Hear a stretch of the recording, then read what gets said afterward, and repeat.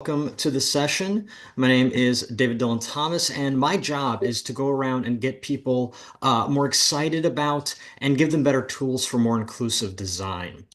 I wrote a book called Design for Cognitive Bias, and spoiler alert, at the end of that book is this quote from Martin Luther King. We must rapidly begin the shift from a thing-oriented society to a person-oriented society. When machines and computers, profit motives, and property rights are considered more important than people, the giant triplets of racism, materialism, and militarism are incapable of being conquered. Now, for the purposes of this talk, I want us to focus on that first sentence. We must rapidly begin the shift from a thing-oriented society to a person-oriented society. And the question I want to ask us today is this.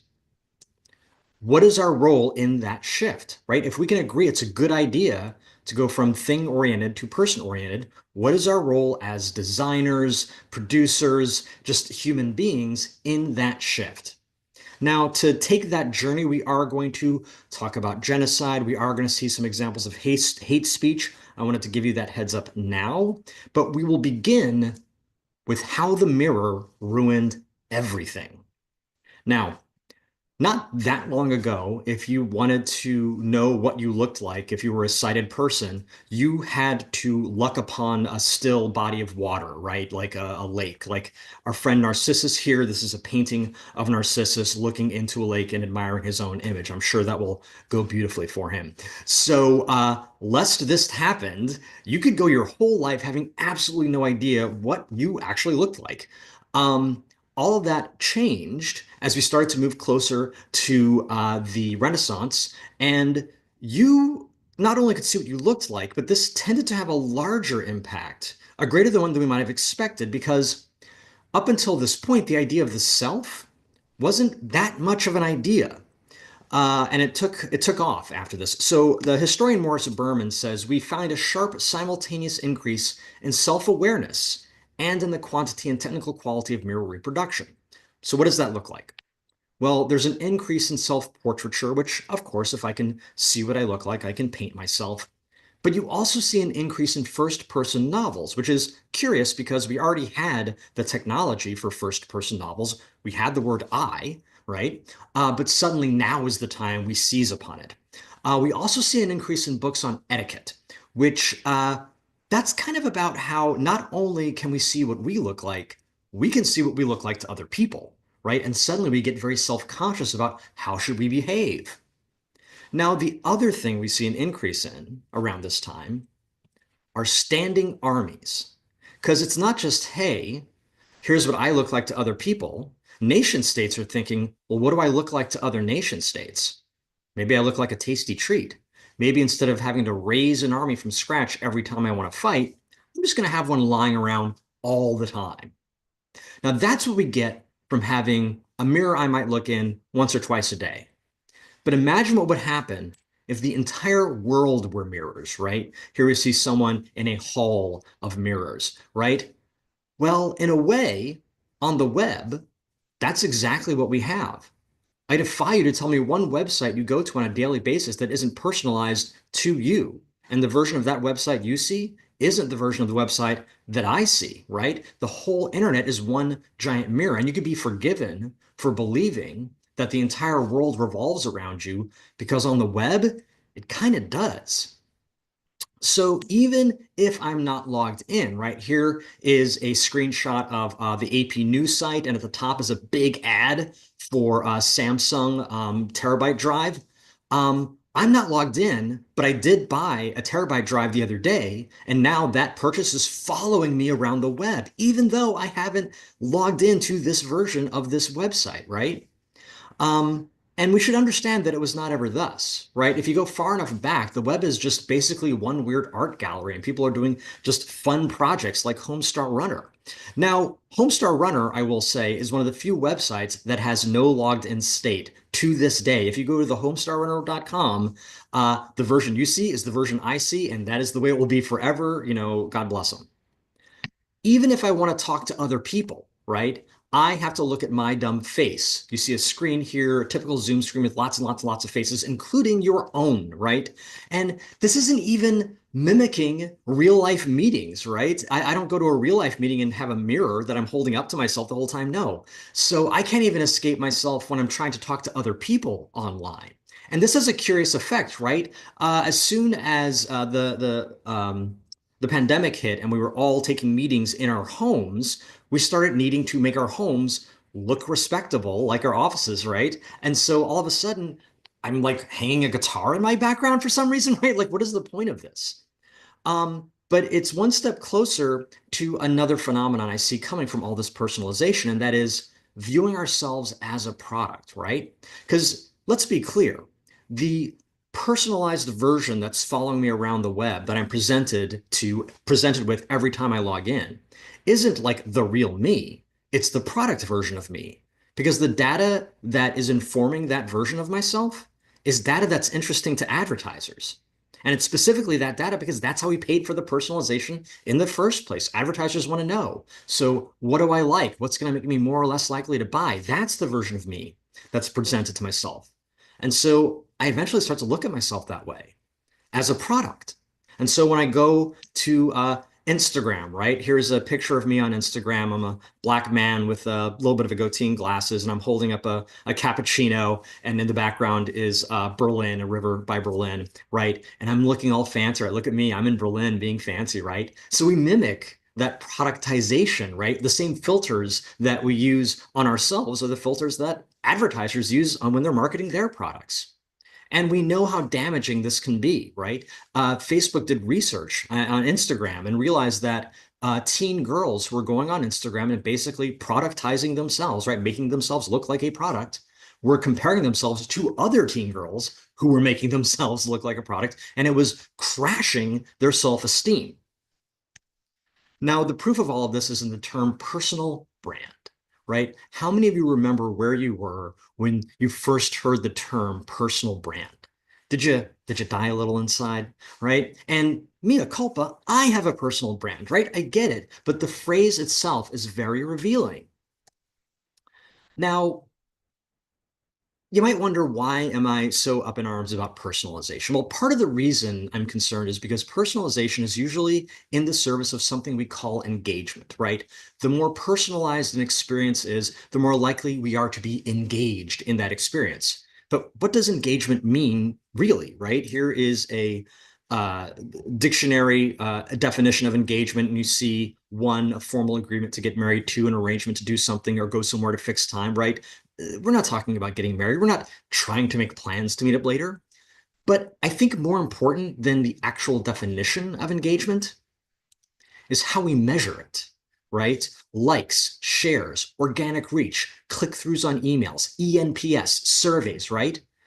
The way we measure it is more important because the way we measure it is how we get our rewards, right? It's how we get to keep our job or maybe get that bonus, right? That's what we're actually looking at.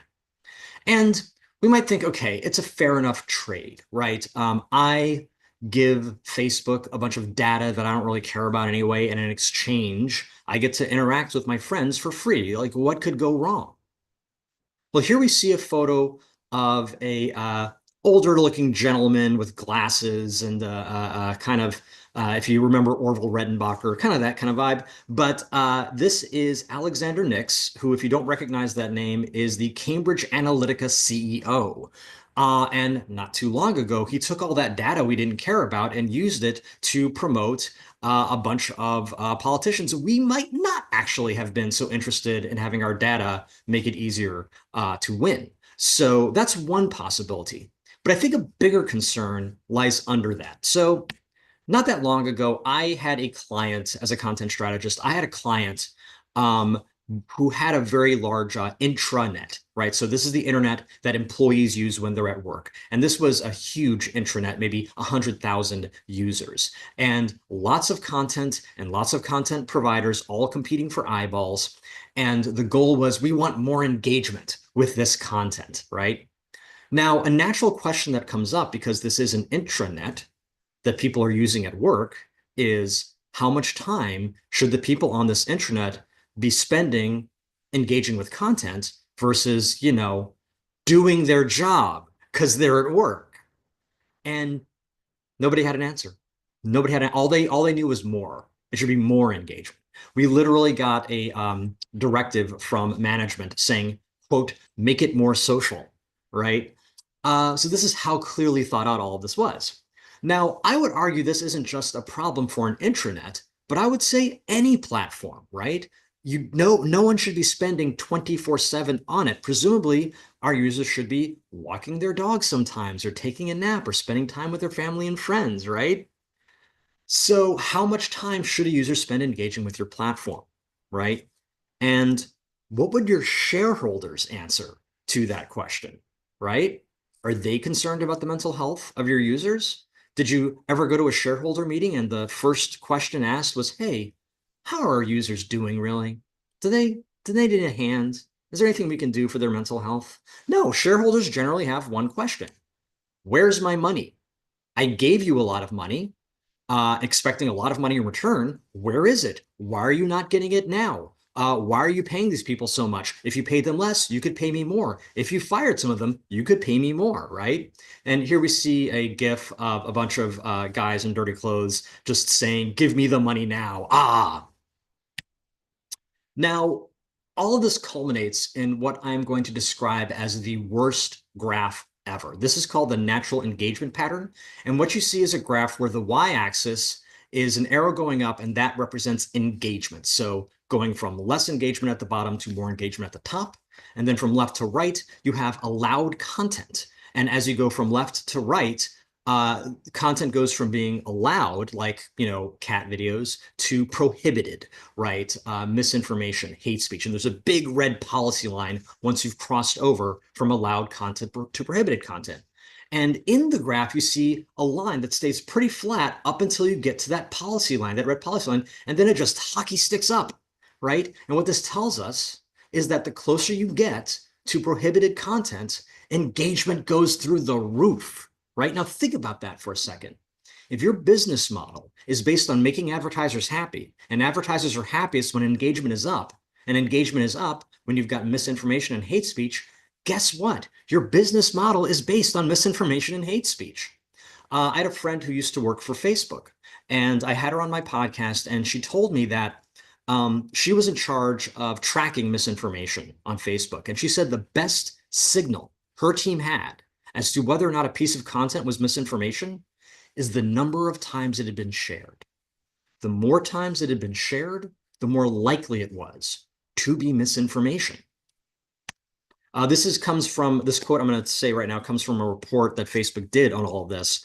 Our research suggests that no matter where we draw the lines for what is allowed, as a piece of content gets close to that line, people will engage with it more on average, even when they tell us afterwards they don't like the content.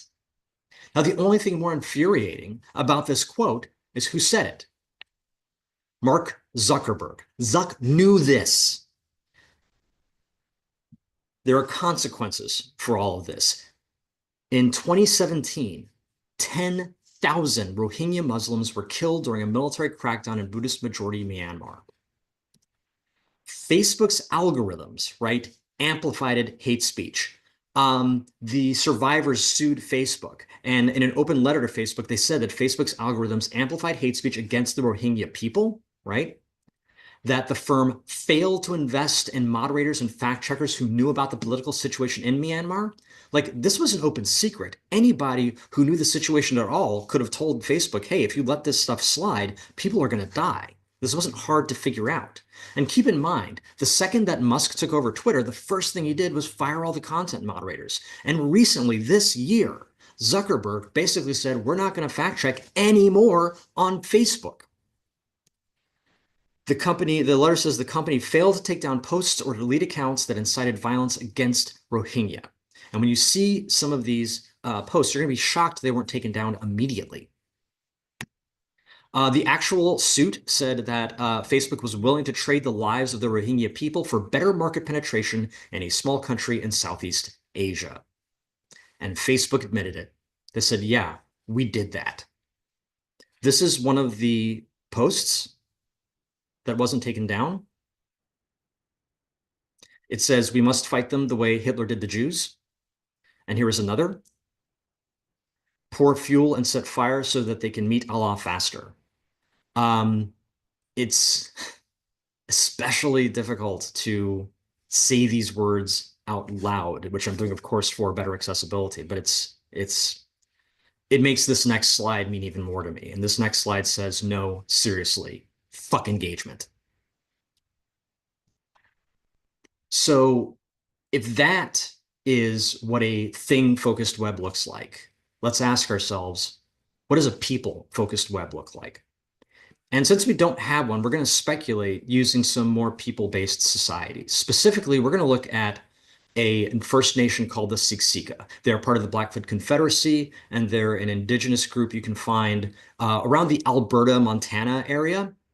And they came on my radar because of this guy. You're going to see a picture here of a guy with a mustache, kind of older looking gentleman. And his name is Abraham Maslow.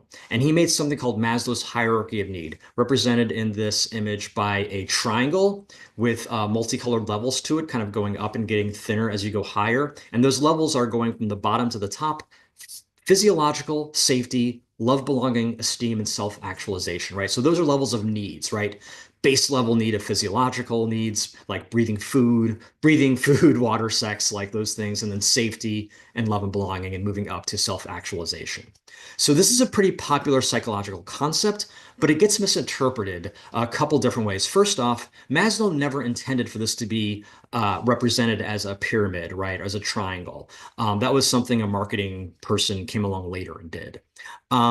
He also never wanted to imply that it was like leveling up in a video game. Like first you have to get physiological safety down, then you can move on to like love and belonging. He felt that we were always trying to meet all five needs at the same time. It's just that more people have achieved the kind of physical safety part, and then fewer than that, things like employment, and fewer than that, love and belonging. And then at the very tippy top, right, maybe 10% of any population has achieved self-actualization. So Maslow's working on this. This is like the 1930s. Maslow's working on this, and his friend is living with the Siksika at the time. He says, "Come out to the village. I think staying here a while will help you kind of figure out your theories." And so he does. And the first thing he notices is that it isn't maybe 10% of the Siksika that are self-actualized. It's more like all of them. And this is mind-boggling to him. And then when he compares that to the whites in the village, this is what he has to say, quote, "The more I got to know the whites in the village, who were the worst bunch of creeps and bastards I'd ever run across in my life, the more it got paradoxical," right? So one of the things he learned is that the Siksika probably wouldn't use a word like self-actualized. They would probably use something more like nitapatapi, which is someone who is completely developed, who has arrived. And the Siksika didn't believe that you got to this state by going on a vision quest or suffering through a bunch of trials, right? No, they believed you were born this way, right? You were born Nita Patapi, you were born developed, you were born arrived. Now, think about all of the things in life that are impacted by that assumption. Parenting, right? I don't need to be really strict as a guardian or a parent because you're already good. I don't have to make you good. I just have to teach you how to fish, make sure you don't get eaten by a bear, right? But I can be pretty hands off. Crime. You didn't commit that crime because you're an evil person who needs to be locked away or killed. No, you are a good person. We just need to figure out why you made that choice. And maybe there are things you need to change, and maybe there are things we need to change, right? So this ends up looking more like restorative justice or even a public health situation. But my favorite is what this does to notions of wealth. Maslow writes, "For the Blackfoot, wealth was not measured by money and property, but by generosity. The wealthiest man in their eyes is the one who has almost nothing because he has given it all away," right? He just doesn't have it. And they would literally have giving circles every year where they would get together and say, "Oh, you gave this away. Oh, you gave that away. Oh, you gave that away. Oh, applause to you." They would find it weird if people hoarded wealth. We celebrate people who have big, luxurious mansions and fancy cars, right? The Siksika would look at that and say, "What are you doing with all that stuff? Why aren't you giving that away? That makes no, it literally makes no sense." And think about that. Again, with that assumption, imagine you're playing a video game, and the only way to advance in that video game is to give your points to somebody else, right? Um, What are you going to spend most of that game doing? Looking for people to give your points to, right? And this is why Maslow had a hard time finding any poverty in the Siksika village. Because the second somebody was down on their luck, everybody else would rush in to make them whole. So, what would happen if we built the web based on the assumption that everyone is good and worth helping, right? Not just the ones who can give us their data, not just the ones who can pay a subscription. No, everybody. Now, another person we should look to is Kondiaronk, right? Image here of a Native American gentleman with a braid and a spear. Kondiaronk was a Wendat strategist. This is like in the 1600s. And an important detail to note here is that we think that the Enlightenment came from a bunch of white guys in Europe waking up one day and saying, hey, you know what's awesome? Reason, right? Am I right? Actually, the actually, actually, a lot of that thinking came from discourse between Native American intellectuals and European intellectuals, which is a thing that happened. So Kondiaronk was one of those central figures in that conversation. So Kondiaronk is a brilliant Wendat strategist who came to the attention of a guy named Frontenac, who is a lieutenant in around Montreal, who's basically in charge of Montreal.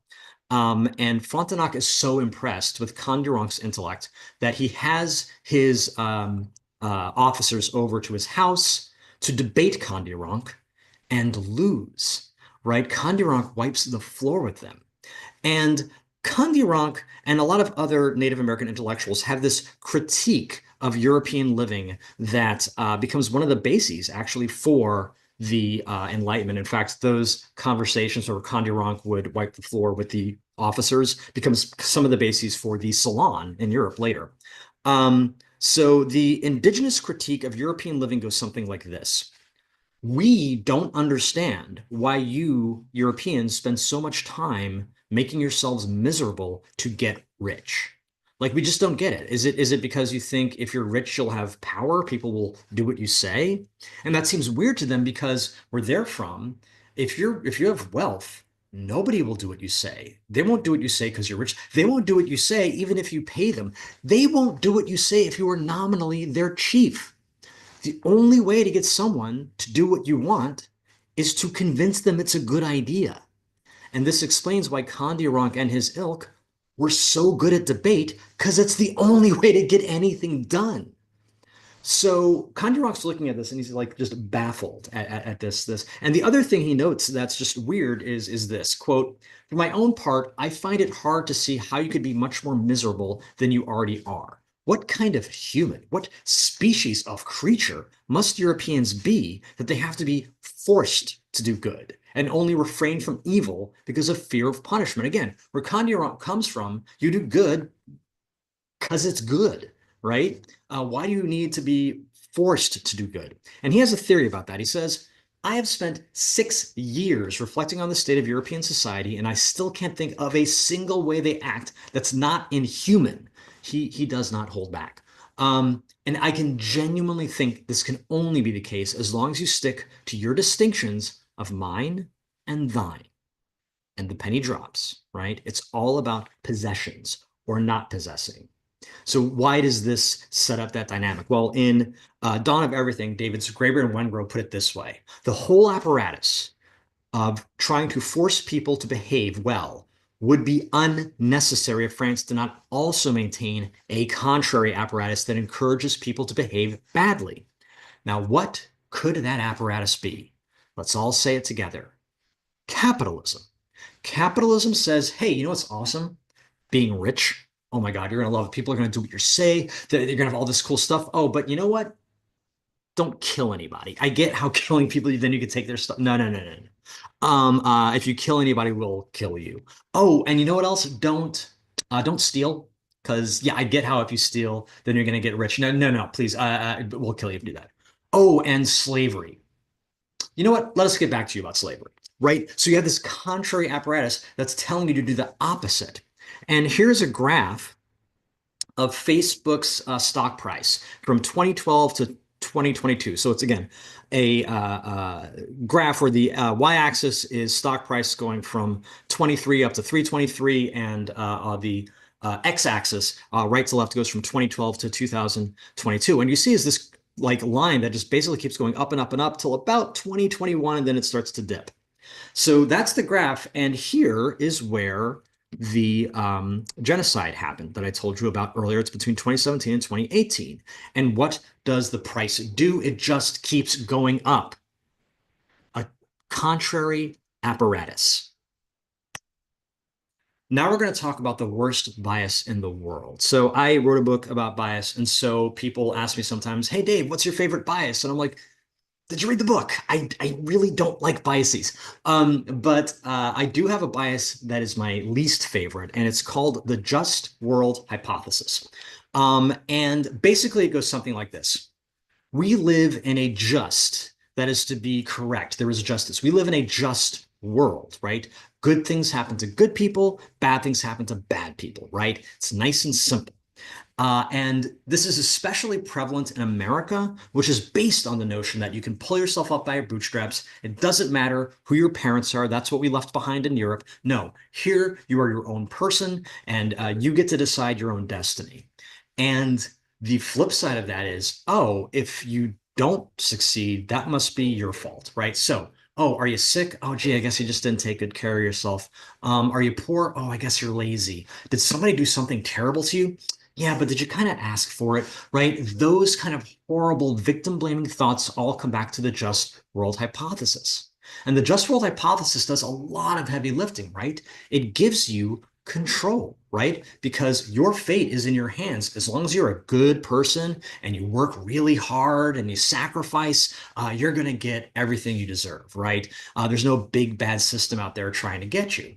Um, and another thing it does is it helps you not care about anybody else. Because if you see somebody suffering, that's not some system out there. That's their fault. They're suffering. Well, then they must deserve to suffer. I don't need to help them. In fact, I shouldn't help them. I'd be contributing to their malaise if I and their laziness if I tried to help them, right?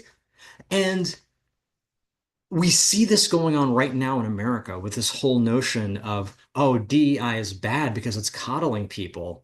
We need to go to merit, which feeds right into this just world hypothesis, right? Good people, good things happen to good people, good things happen to good workers. And so all these firings we're seeing, again, are this perfect example of like, oh no, we're firing you because you don't have merit, because you're not doing a good job. And in this world, bad things happen to bad people, you're bad people, right?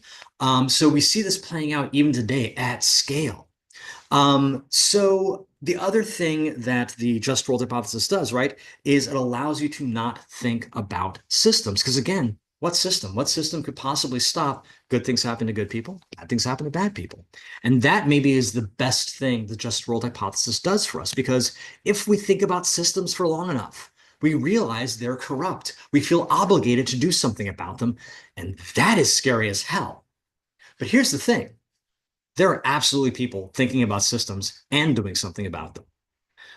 So here we see pictures of three gentlemen, white guy with glasses, black guy with glasses and kind of Rasta hair a little bit, and then black man with a kind of half goatee and holding a flower. So these folks are thinking about systems. We're going to start with the first one. His name is Gabriel Weinberg, and he runs a company called DuckDuckGo. And this is a search engine that does not collect any personal data at all. And he was asked to speak in front of Congress because a whole bunch of privacy legislation was coming down the pike, and Congress was freaking out saying, oh my God, business will end because of privacy. And he said, yeah, not so much. So this is from his testimony. In many ways, I come to you from the future. I run a business that is already GDPR and CCPA compliant. Our privacy policy is straightforward and doesn't require a law degree to decipher. We simply do not collect or share any personal information at all. You want a really short privacy policy? Don't collect data. As a privately held company, our finances are private, so privately held. No shareholders. Though I'm proud to say we've been profitable using contextual advertising. Contextual advertising. You search for shoes, guess what kind of ads you get? Since 2014, and last year we earned substantially more than the $25 million revenue floor that subjects a company to CCPA, right? So these policies don't even kick in lest you make above a certain amount. And he's like, oh yeah, we blew right past that. Another person I want to talk about is Will Reynolds. He owns a SEO firm called Seer, and he decided that his custodial staff were going to be full-time employees. What does that mean? Well, most places you work, the people cleaning that place are not employees like you are. They don't get to use the gym, right? They're employees of a third-party company who contracts out to clean the offices of lots of different companies and probably doesn't have as good benefits as you do. So Will said, the people cleaning this place are contributing to the success of this place as much as the people who are doing the coding. Why shouldn't they get access to the same benefits? So they do get to use the gym. They do get that 401k. They do get those health benefits. This is life-changing money. Not only that, he said, you know what? We're not going to just negotiate for like the lowest possible salary. We're going to have a salary floor that's set at 65K. Why? Well, go to the website. They tell you. We believe everyone, regardless of role level, deserves to make a livable wage, even if it's higher than market ranges, which is why Sears livable wage is 31% above market ranges. Right? So everyone deserves to make a livable wage. Sound familiar? Everyone is born Nita Patapi, right?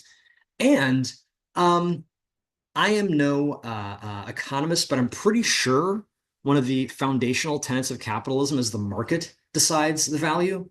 Well, here Will is saying no, human dignity is going to decide the value, and it's 31% higher than what the market says it is. Now, you might say, okay, Dave, these guys are CEOs. They can do whatever they want. I'm an individual contributor. What can I possibly do? Well, Jared Miller is also an individual contributor.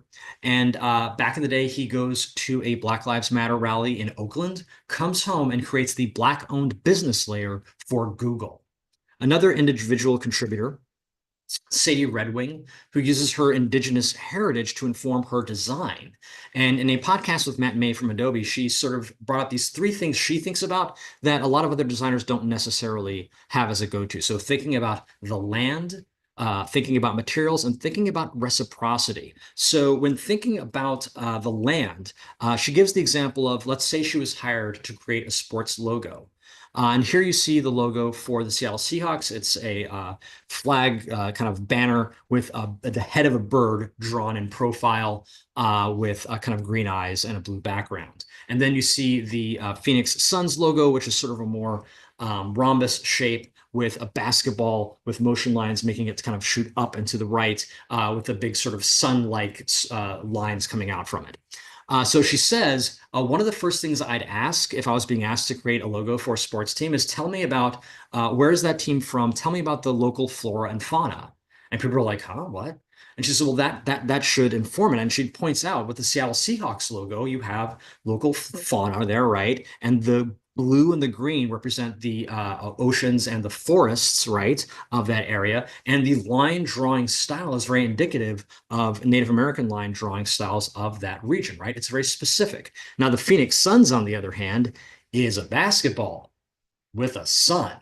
And she points this out as kind of a missed opportunity, right? Because Phoenix has these beautiful desert flowers that are unique to Phoenix, right? Basketball is literally the sport we're playing, and the sun is unique to anywhere that has access to the Earth's sun, right? Another thing she talks about is this idea of materials, right? So biomimicry is this concept where you take something in nature and you apply it to some kind of modern technology you're creating. So a famous example is Velcro, right? The guy who came up with it looked at these little burrs that would attach themselves to animal fur to transport themselves to other regions. And that became the basis for how Velcro works. Well, indigenous folks have been into biomimicry before it was cool. And so another example she gives is say that she was hired to create portable shelters. And people would be talking about materials like, microfiber this and carbon fiber that. And she would say something like, well, what about buffalo hides? And people might say, ew, yuck, what are you talking about? And she said, well, buffalo are cool in the summer and warm in the winter because of the hides, right? But my favorite of these concepts is reciprocity. So a lot of us think that the design process is done when we ship, right? We went through our sprints, we're done, we ship. Maybe we iterate, but we're basically done. And she says, no, there's another step we're not considering. And she gives the example of the printing press, right? So say we're designing the printing press, we did a whole bunch of sprints and now it's shipped. Yay, we're making books. And she says, no, we're not done. Where does the paper for the books come from? Well, it literally grows on trees, right? So maybe we're not done until we plant some trees, right? The reciprocity we're giving back. Now the design process is done. And before you say, okay, that's like physical thing, sure, but I work on the web, right? This is all digital. What is there to give back? The carbon footprint of the internet is as big as Germany's. So yeah, there's something to give back. Now, I don't know why Sadie does what she does, why Will does what he does, but I know for me, in 2019, I was diagnosed with critical clinical depression and anxiety, and I went through the therapy. I went on the meds, best decision I ever made. But one of the first questions we tackled in therapy was a question I had been asking myself, am I a good person? And the way this would manifest is in any interaction I had with anybody, it would be like I was going on trial. And depending on how that interaction went, at the end of the trial, it was like, oh, you're a good person. Or the jury comes back and says, you're a terrible person. How dare you exist? Now, it turns out it's not a good idea to outsource your self-worth.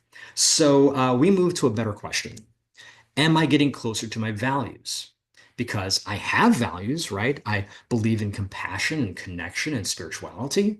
So, am I getting closer to those values in this interaction or further away, right? And this is a more reasonable question to ask, right? And it even becomes a way to make decisions, right? Which of these choices was better for compassion? Which of these choices leads to more connection? Now, those values help me decide what I am or am not willing to leave money on the table for. What are the things you are willing to leave money on the table for? What are the things your company is willing to leave money on the table for? If they were asked to work with a country that didn't allow people to be gay, right? And anybody working on that team would have to hide that, right? Would they be willing to work there? Now, when I originally wrote this, I was thinking of an example of a company that refused to work in Saudi Arabia because of that. But now we could be just easily be talking about certain states in the US. What are the things your shareholders are willing to leave money on the table for? Is there anything your shareholders would be willing to leave money on the table for, right? The shorter that list is, the more unethical your company might be. So let's bring it on home. We must assume that it is good to be connected to the land, to the people, and to our values. Right now, we don't. We only connect to things that will make us money. We've built a web that is indifferent to the land, indifferent to the people, and indifferent to ourselves. We must do better, and I believe we can. So, new term alert,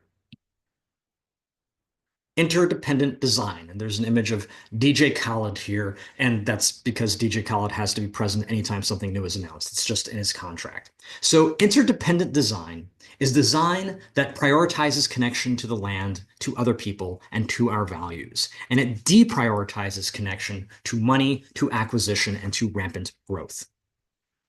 What if engagement were measured by the number of people helped, right? Uh, Again, this image of Narcissus looking into the water, this doesn't end well. Even in the best versions of this myth, he basically melts because he's on fire with passion for this guy in the water he can't get with. So, what if the web reflected back to me was the real me, right? What if it reflected back to me my values, and my values are what followed me as I went around the web? What if the web reflected back to me was the land where I live, right? By the way, the more time people spend in nature, the smaller they make themselves in selfies. Just a fun fact. What if the web reflected back to me was people I can help? A friend of mine was talking about ordering from like Grubhub or one of those food ordering services, and his daughter told him, "Well, why don't we also order some food for that person down the street that we know that doesn't have a place to live?" And it's like, yeah, why don't we? And hey, Grubhub, why didn't you tell me about that? What kind of a web would Kondironk's assumptions build? What kind of a web would Siksika assumptions build? And why is it Tumblr? Please in the Q&A or in Discord after ask me more about this. But Tumblr, I can't get into it now, but Tumblr is basically the anti-Twitter. If Twitter is stand-up, hey, look at me and how cool I am. Tumblr is, oh, hey, that's a cool idea. Let me build on that, and let's build on that, and let's build on that. It's more like improv. I know all these things are uncertain, right? I don't have a bulleted list of how you can make this happen, but we secretly love uncertainty, right? What designer wants the client to walk in and say, hey, I knocked this together in Figma last night, just make this? No. Tell me the parameters, tell me about the audience and what you're trying to do. Let me figure it out. So I have a to-do list for you. I want you to identify your values. Like after this is over, I want you to sit down with pen and paper and just write down what you believe in. When you're doing these things, you are showing the world who you really are. And I want you to start looking at how your work is getting you closer to that list or further away. And if it's getting you further away, what are just one or two things that you can do to get just a little bit closer to them? And finally, we need to co-imagine the future with the people hurt by the present, right? All these forces I'm asking you to fight were once just ideas, right? Misogyny, transphobia, capitalism. All these things were ideas somebody thought up, and then they made the world a worse place. But Nita Patapi, the idea that everyone is born good, is also just an idea, and somebody thought it up, and it caught on and made the world a better place. So I'm going to ask you, what's your idea? Now, originally, when I wrote this talk, that was like my mic drop. I'm like, yeah, what's your idea? But the more I thought about it, the more I realized that's actually too easy. And it kind of just gets us the long way around back to personalization. So I'm going to ask a harder, but I think a more meaningful question. What's our idea? What's the idea that we're going to come up with together with not just the people on this call, but the people not on this call who were hurt by design, maybe even some of our designs, because that's the idea that's really going to change the world. Thank you. Dave, fantastic, man. You're making my job as a moderator very difficult because I'm so enthralled in the presentation. And chat, I think, feels the same way. Again, y'all that are attending, please bring your questions to the question section in that chat widget so the best questions can bubble up to the top. We've got time for a couple of questions here.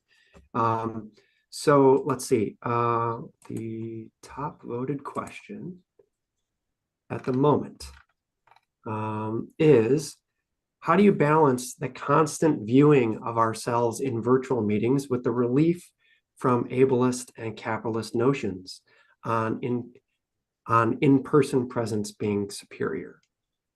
So I want to challenge the notion of in-person being superior. It's sort of like, so I'm a strategist, so I'm always going to say, don't tell me the tool first. Tell me what your goal is first, right? So if your goal is a particular thing, I'd be like, oh, well, for that, I think you really need an in-person meeting versus, oh, for that, you really actually just need an email. I don't know that you really even need the virtual meeting. So I think that we need to think about what is the goal and then what are the tools available to us, right? And that, I mean, to get a little heady, that feels like it moves more toward the social description definition of disability, which is more along the lines of, hey, it's not about your body and what your body can do, it's about what the world around you lets you do, period. And so if we think about it that way, well, what does a Zoom call let you do and let you not have to do, right? And think about that versus, okay, well, what does the physical room let you do or let you not do? And I think, and then all the 50 different variations in between. So really, I'm giving you a fancy version of it depends.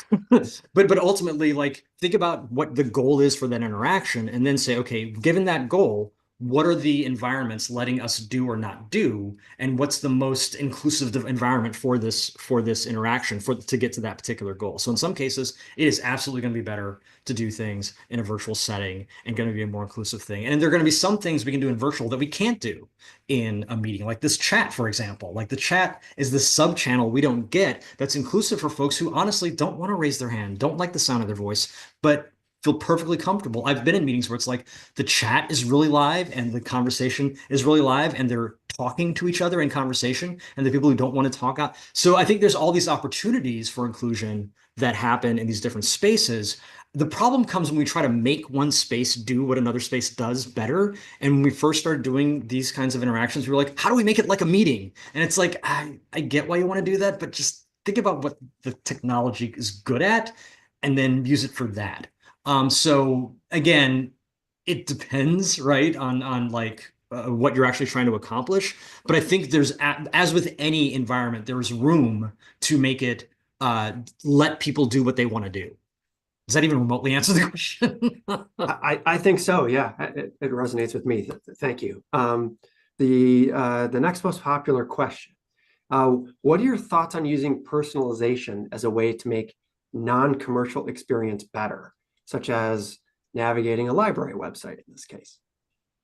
So I think there's absolutely a time and a place for personalization, right? And there's certain things. So a lot of times, when I would do make recommendations, because the other mea culpa is, as a content strategist, I did so much personalization work. Like I'm a little ashamed of it now, but I did so much, right? That was my bread and butter because personalization requires information architecture, like and e-commerce especially, right? And as I learned, I realized, okay, here is actually the rubric. Again, getting back to what is it you want to accomplish? Okay, if what you want to accomplish is give someone access to their bank account, yes, I need their name or some kind of identifier. I need some number that lets me know it's them and not somebody else, right? I don't actually need to know what your gender is, though. Why does that even remotely matter for this bank account? What? Right? And so as you start to think about it from, again, from a goal-oriented perspective, you start to realize what data is completely unnecessary, what personalization is completely unnecessary. And honestly, in that situation, if you're collecting data on gender, my suspicion is you're trying to sell them something and you think knowing their gender will help you sell it. That's what that's telling me. But in terms of, oh, I need to give you access to your bank account, okay, that's like cybersecurity 101. Okay, you need a unique identifier. I need something that only you know, right? Like maybe some two-factor authentication, but like that's it. That's all I need, right? And everything else can stay just your business, right? I don't need to know anything else. So I do think there's a time and a place for personalization, but it is, shall we say, overused. Mhm. Fantastic. I think we've got time for one more, Dave, if that's okay. Sure. Um, how do you determine which systems create the least amount of hurt to others on the web, especially for those with considerations I may not be aware of yet? And they give an example, um, AI use when folks were not yet aware of the bias and energy use issues, or social media causing negative health implications, etc. So I would say it's getting harder to answer that question because we are increasingly adopting technologies faster than we can understand them, AI in particular.